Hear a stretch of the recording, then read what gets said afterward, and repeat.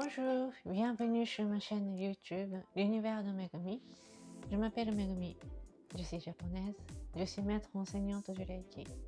Reiki est né au Japon il y a plus de 100 ans. C'est une méthode de bien-être traditionnelle japonaise. Reiki est souvent appelé en France Reiki, ou en anglais, aux États-Unis, souvent Reiki. Mais encore une fois, au Japon, il n'y a pas cette prononciation de R à la française ou à l'américaine ou anglophone ou francophone. Donc, en son d'origine, c'est Reiki. Lorsque nous comprendrons le bienfait du Kototama, les vibrations qui donnent le son, qui donnent les effets, nous allons comprendre mieux. Il n'y a pas de mal le fait de prononcer Reiki. Nous n'avons pas besoin d'être japonais, nous n'avons pas besoin de perfectionner pour être japonais ou japonaise, non, c'est pas ça. Mais c'est à nous de voir la différence lorsque nous allons prononcer Reiki et lorsque nous allons prononcer Reiki. Ça me fera plaisir si vous me donnez des commentaires là-dessus, si vous avez expérimenté, si vous avez expérimenté pendant 1 mois, 3 mois en prononçant Reiki, en prononçant Reiki, etc. Je suis désolée pour mon accent japonais et je ferai mon mieux. Aujourd'hui, je vais parler, est-ce que Reiki est une croyance ou pas? C'est un questionnement que je pose au moment de l'initiation de niveau 2. Je pose des questions à mes élèves, à mes camarades de Reiki, mes copains de Reiki lors de l'initiation. Est-ce que Reiki fonctionne parce que vous croyez? C'est une bonne questionnement.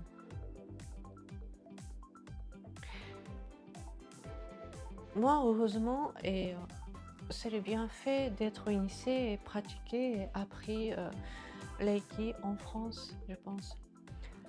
La mentalité occidentale m'a bien éduquée et élevée. Cette notion de discernement aussi, de se poser toujours la question, pas tout simplement croire aveuglément. Respecter, mais pas adorer et d'être fanatique de quelque chose et à quoi que ce soit. Ma vie, c'est ma responsabilité, je suis la responsable et je suis la maître de moi-même. Même si je traite cette énergie sacrée Reiki, et que j'enseigne, la liberté et la responsabilité est à moi. En tout cas, ce discernement aide toujours. Et souvent, j'ai remarqué qu'il y a pas mal de gens qui pensent et qui croient inconsciemment, consciemment, qui se forcent à croire Reiki. Chez les Français, chez les Japonais, chez les autres, je ne sais pas, j'ai vu souvent ça.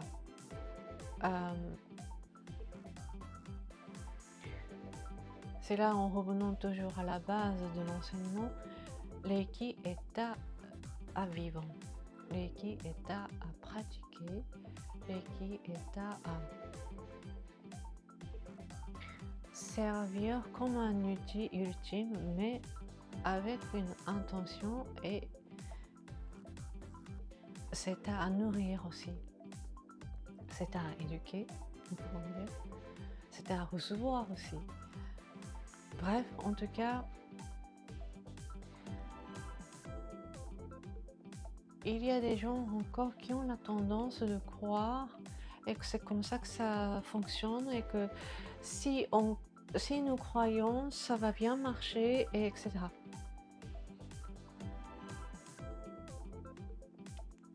Et c'est là où moi j'enseigne toujours. Je les rappelle que Reiki n'est pas une pratique. tous les résultats, tous les bienfaits, toutes les améliorations que vous avez vécues. C'est ça la vérité. Ce n'est pas parce que nous croyons comme une religion, comme un dieu, Reiki, que ça fonctionne. De toute façon, Reiki est là si nous croyons et si nous ne croyons pas. Reiki est toute une vie. C'est l'espace, c'est l'univers.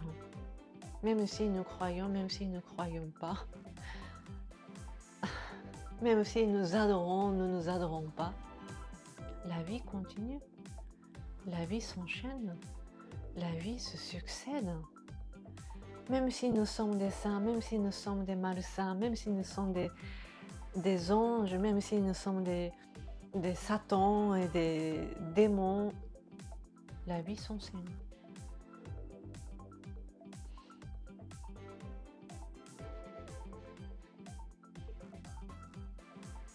La vie continue éternellement, purement, sincèrement, cruellement. C'est comme ça, n'est-ce pas? C'est pour ça que moi j'ai parlé d'où vient Reiki. S'il y a quelque chose qui maintient, qui fait vivre toute forme de vie, de tout être vivant.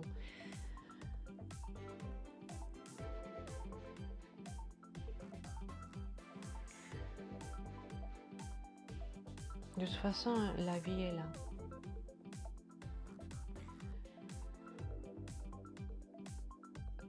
Cela, ça va nous demander maintenant collectivement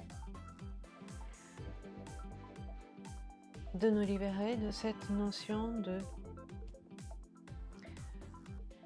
attraper et ne pas lâcher à une structure peut-être qui avait besoin jusqu'à, je sais pas, jusqu'à aujourd'hui, jusqu'à maintenant, il y a 3 jours, jusqu'à il y a 10 ans, selon la personne est différente. Mais Reiki, en pratiquant tous les jours, nous pratiquons tous les jours que nous allons avoir les résultats et nous allons sûrement et nous allons naturellement recueillir tous les signaux, toutes les réactions, toutes les nécessités pour nous mieux connaître. Avec cette prise de conscience que nous allons nous améliorer. Donc, c'est à vivre. C'est pas quelqu'un d'autre qui puisse intervenir concrètement. C'est à nous de marcher, c'est à nous de vivre avec. Même si nous ne croyons pas. De toute façon, l'énergie de l'œil est là. Après, si nous ne souhaitons pas accepter, nous ne souhaitons pas recevoir, à ce moment-là, oui, l'énergie de l'œil respecte, ne nous interviennent pas. C'est à nous de décider. La prise de décision n'est pas dépendre de la croyance, d'une structure de morale, d'une structure de conviction, d'une structure de ce qui nous avait protégés jusqu'à présent. Elle est là depuis longtemps, cette énergie. Et dans le futur. Et nous avons des choix de ne pas croire et de croire, et nous pouvons bien sûr croire si vous voulez, si nous souhaitons. Mais le fonctionnement de Reiki est en dehors de la croyance. Ça, c'est ce que moi, je peux vous partager. Parfois, ça peut arriver des gens qui traitent Reiki comme une croyance, comme une religion, en étant sur un hôtel, Reiki, avec une photo de Sui Sensei, peu importe, c'est la liberté de la personne. Nous pouvons faire les rituels, nous pouvons créer les rituels comme une religion, mais c'est pas en faisant gâchot et en concentrant que chanter les Kototama comme le mantra que oui, ça, il y a toujours des bons effets et c'est important aussi. Mais c'est quelque chose de beaucoup plus réel et que c'est beaucoup plus concret et que c'est beaucoup plus de quotidien. Par exemple, je vais présenter quelques techniques de niveau 1. Par exemple, en faisant Kenyoku, nous nous purifions instantanément, nous nous nettoyons instantanément les énergies qui ne conviennent pas, des effets qui ne conviennent pas. Nous vivons constamment des rencontres des énergies qui nous conviennent, qui ne conviennent pas, qui nous conviennent moitié, qui nous conviennent plus, peu importe. Le fait de pratiquer cette technique de Kenyoku inconstamment, tous les jours, dans la journée, combien de fois, c'est à nous de décider pour pratiquer, pour mieux connaître de cette technique, pour mieux vivre en utilisant cette technique, c'est à nous de décider. Pour mieux comprendre, c'est bien et il faut exercer sur nous-mêmes. C'est pas une connaissance à apprendre et écrire et noter et fini, non. À utiliser dans nos quotidiens, concrètement. C'est réel, c'est pas quelque chose de prier à quoi que ce soit. Encore une fois, je ne dis pas que c'est pas bien de prier à quoi que ce soit, c'est pas ça. C'est à utiliser. Donc, par exemple, moi je recommande souvent, quand j'enseigne Kenyoku, c'est à nous de décider quelle fréquence nous allons utiliser pour voir. Déjà, pour commencer, c'est bien si nous pouvons faire une fois dans la journée, une fois par jour. Pour cela, je vous recommande de faire pour commencer la journée. Nous faisons Kenyoku. Nous allons mettre à ce moment-là notre intention de ce que nous souhaitons de la journée. Ou peut-être du moment ou du matinée, c'est à nous de décider. Par exemple, je sais pas, après avoir fait Kenyoku, je suis heureuse. Ou alors ma journée est joyeuse. Ou je vais vivre ma journée pleinement. Et je peux affirmer, comme c'est la phrase que je suis en train de dire, hein, comme un exemple, je suis meilleure œuvre de l'univers, je suis l'amour même, je suis la compassion même, je suis le pardon le même. Je vis ma vie honnêtement. Ça peut être une des phrases de 5 préceptes du Reiki en français. Je me libère de toute colère. Ça aussi c'est possible. Ou je suis en sérénité, ou je suis en paix. C'est une affirmation où nous pouvons mettre quel état d'être nous souhaitons être de la journée. Voilà, comme ça aussi que nous pouvons utiliser Kenyoku.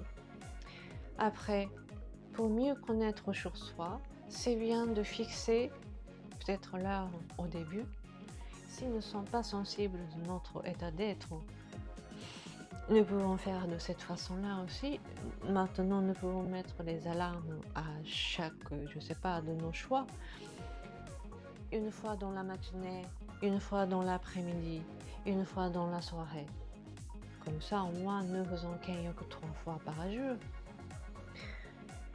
Ou alors, dès que nous sommes dans les transports communs, dans les endroits où il y a du monde, dans les endroits où il y a eu des conflits, là, nous sommes dans les lieux de, je sais pas, par exemple dans les hôpitaux, où il y a des gens qui sont dans les détresses, où il y a eu beaucoup de morts, où il y a eu des accidents, des incendies, etc. Pour les gens qui sont sensibles, nous pouvons utiliser Kenyoku. Nous pouvons nous purifier et nettoyer instantanément. Moi, comme j'ai été initiée, j'ai appris que Kenyoku est pas quelque chose à montrer. Moi, je recommande d'aller aux toilettes dans les endroits que nous pouvons garder nos privés. Nous faisons Kenyoku. Si nous ressentons bien et mieux, tant mieux. Si nous pouvons bien débrasser l'énergie, l'ambiance des choses que nous avons reçues qui ne conviennent pas, nous nous éliminons le plus tôt possible. C'est le travail de taux vibratoire. Pour mieux vivre, pour bien être, ça nous demande de maintenir constamment cette taux vibratoire. Mais de toute façon, cette taux vibratoire bouge. Rien que par les effets, par les impacts, par les influences extérieures, oui. Mais nous-mêmes, nous pouvons baisser notre taux vibratoire en étant en colère, en étant inquiet, en étant jaloux, en étant même nostalgie aussi. Toutes sortes d'énergies puissent nous donner des effets à notre taux vibratoire. Si nous sommes initiés, si nous avons appris cette technique de purification Kenyoku, c'est à ce moment-là qu'il faut utiliser. C'est pas quelque chose que nous faisons avant la séance, avant notre auto-traitement, c'est comme le rituel. Non, nous utilisons cette technique si nous souhaitons de mieux connaître le bienfait du Kenyoku, le bienfait du Reiki et le bienfait de cet univers, de cet enseignement. C'est à nous de décider d'utiliser cette technique, par exemple. Ou alors, nous pouvons décider aussi selon les moments nécessaires que nous ressentons, le besoin que nous faisons, le Kenyoku. Ça aussi, c'est une prise de décision. Nous pouvons pratiquer comme ça Kenyoku. Comme ça, nous allons mieux connaître sur nous-mêmes à quel moment notre taux vibratoire baisse. Qu'est-ce qui est valable, qu'est-ce qui n'est pas valable. En faisant Kenyoku, cet état de notre taux vibratoire maintient pendant combien de temps? Pendant ce temps-là, est-ce que moi j'ai maintenu mon état? C'est juste connaître, c'est juste prendre conscience. Ce n'est pas pour juger, ce n'est pas... C'est douloureux si nous deviendrons nous-mêmes des contrôleurs, des juges et des policiers qui nous contrôlent. Non, c'est pas ça. Nous sommes des observateurs de notre état d'être. Nous avons des outils. Si nous ne ressentons pas bien, si nous sommes fatigués, par les effets ou par les influences extérieures ou intérieures, nous faisons le Kenyoku. Si nous pouvons débrasser, si nous pouvons éliminer de cet dysfonctionnement ou d'un état de moins bien, un état pas harmonieux, si nous avons cette tendance de retrouver régulièrement parce que telle personne m'a dit ça, parce que telle personne a fait ça, parce que j'ai vu sur les infos, parce que j'ai pensé à quelqu'un qui m'inquiète. C'est tellement facile à baisser. Donc, d'abord, nous allons observer si ça fonctionne ou pas, si c'est valable ou pas cette technique. Mais pour pouvoir savoir si c'est valable ou pas, il faut continuer à essayer un certain temps. 1 mois, 3 mois, 6 mois. La conclusion ne peut pas donner au bout de 1 jour, de 3 jours, 1 mois. Donc, Reiki est à vivre, c'est une façon de vivre. Donc voilà, encore une fois, est-ce que Reiki est à une croyance? Est-ce que c'est quelque chose à admirer, adorer, à prier? À se mettre en seiza et de faire en gassho et de méditer, oui, ça c'est nécessaire et c'est bien de le faire, mais c'est pas que ça. Nous allons utiliser dans le quotidien. Nous avons la technique de bioscène de scanner. J'ai abordé un petit peu ce sujet sur le vidéo de auto-traitement. Lorsqu'il y a des endroits qui nous arrêtent ou qui nous endorment, si cet endroit reste toujours pareil, au bout de 3 jours, 1 semaine, 3 semaines, 3 mois, il faut vérifier toujours avec le bioscène, le scan. Si c'est toujours le même endroit qui se bloque ou pas. Il faut utiliser les techniques. J'ai remarqué que Bon, c'est la bonne chose aussi, cette démocratisation de bien-être et d'ouverture sur la spiritualité et d'utiliser les méthodes holistiques, etc. Mais je remarque qu'il y a beaucoup de praticiens de Reiki qui commencent à chercher partout, alors que nous avons tous des bons outils. Nous n'avons pas encore assez exploité tous les enseignements, toutes les techniques que nous avons reçues. Peut-être il y a des gens qui le font, excusez-moi, peut-être c'est moi qui ne connaissais pas, mais c'est dommage de ne pas utiliser dans le quotidien. Autotraitement, Byosen, Kenyoku. Ce sont des techniques communes et basiques qui ne sont pas assez exploitées dans nos quotidiens. Et c'est dommage. Et c'est à nous de prendre la décision de l'utiliser et de mieux connaître et de faire des bons outils de nos quotidiens. Hey. Si nous sommes dans une situation où nous ne souhaitons pas, qu'est-ce que nous pouvons faire? Si nous avons la situation que nous savons que ça peut arriver, ce qui est futur, qu'est-ce que nous pouvons faire avec les outils et les techniques de niveau 1? C'est ce genre de choses qu'il faut se poser des questions. Et il faut exploiter, il faut utiliser. Et à ce moment-là, c'est important de parler avec vos maîtres. Et sûrement vos maîtres vont vous donner des indications ou des commentaires que vous pouvez partager mieux. Peut-être qu'il y a des gens qui le font déjà. Mais si jamais il y a des praticiens Reiki, initiés du Reiki, qui sont restés dans leur coin, qui sont restés tout seuls, c'est dommage. Il faut expérimenter, il faut exploiter, il faut utiliser, mais d'abord prendre une décision et bien parler, bien communiquer avec vos maîtres. Je suis sûre qu'ils sont là pour vous. Et maintenant, nous avons des outils sur Internet. Nous pouvons accéder sur plein d'autres maîtres enseignants aussi, sur plein d'autres méthodes aussi. Nous pouvons toujours avoir des informations. Mais nous utilisons, nous travaillons concrètement. Voilà. Aujourd'hui, je vais m'arrêter là. J'espère que c'était intéressant, que ça soit utile pour vous, pour les initiés, pour les non-initiés. Arigatou gozaimashita. Merci d'avoir regardé jusqu'à la fin. On va se retrouver sur les autres vidéos. À bientôt.